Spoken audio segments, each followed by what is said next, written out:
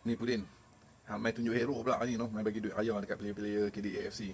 Kami semua masih ingat, masih segar di ingatan macam mana hang attack MB Sanusi, hang attack KDAFC, KFA atas kesilapan hang, atas faktor strategi politik hang, sehingga player-player bola terkena kesan tempias kepada attacking hampa. Tak ni pakcik. Pakcik.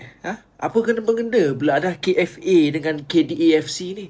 Yang duk kena siasat, yang duk kena tahan reman dengan SPRM itu CEO kepada KFA, CEO KFA termasuk pegawai-pegawai KFA lah. Yang Datuk Seri Saifuddin Nasution tolong bagi duit raya itu adalah KDAFC punya player. Sanusi sendiri kata KDAFC ni swasta. Apa kena-mengena dengan KFA pula ni? Hang duk mengapu apa ni pakcik? Habis semua benda kau nak campur sekali, gaul sekali ni, apa benda ni?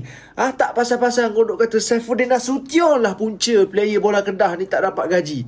Pakcik, apa kaitan Saifuddin Nasution dalam isu ni? Cuba pakcik pergi study balik. Apa sebab SPRM panggil Sanusi, panggil pegawai-pegawai KFA semua masuk mengadap ada yang kena tahan reman, kena siasat apa semua ni. Pergi study balik pakcik. Kalau pakcik tengok kepala cerita ni pun, yang buat report pada SPRM ini bukan Datuk Seri Saifuddin Nasution. Bukan Datuk Seri Saifuddin, tapi kontraktor yang buat report. Pasal apa kontraktor ni buat report? Pasal Persatuan Bola Sepak Kedah KFA ni menipu dia.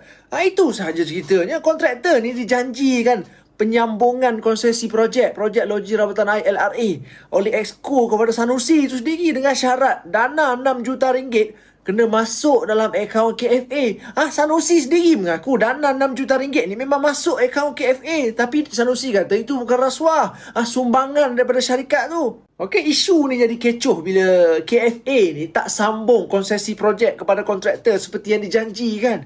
Dana dah masuk 6 juta dalam akaun KFA, tapi KFA buat senyap. Bertahun-tahun dia buat senyap. Itu yang kontraktor tu marah pergi buat report pada SPRM. Tak ada kaitan dengan Saifuddin Nasution pun pakcik.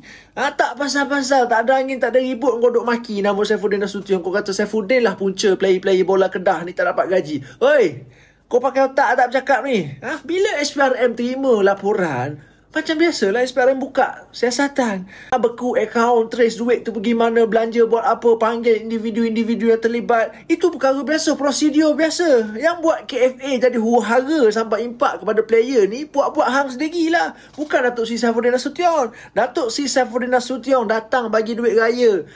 Tolong bagi duit raya pada ni player-player bola Kedah hasil kerjasama dengan NGO-NGO sampai ke YB Fahmi Fazil. YB Fahmi, Menteri Komunikasi, yang jaga KLFA pun tak ada kaitan dengan Kedah ni pun sumbang sekali. Bantu kerana apa ni? Kerana ihsan madani. Sepatutnya kau tanya apa inisiatif Kerajaan PAS Perikatan Nasional Negeri Kedah buat untuk bantu player-player bola Kedah ni. Selain daripada duk maki orang, duk salahkan orang sana sini hari-hari. Player-player bola Kedah pun seronok. Balik hari tu seronok bagi tahu pada anak bini dah dapat duit raya, boleh bawa pergi shopping. Shopping baju raya, beli kuih raya apa semua. Seronok dia orang seronok. Tak pasal-pasal kau nak salahkan Datuk Seri Saifuddin Nasution pasal apa. Patutnya kau pergi tanya player bola Kedah tu apa tanggapan dia orang pada Sanusi hari ni. Itu kau pergi tanya dia orang hari ni.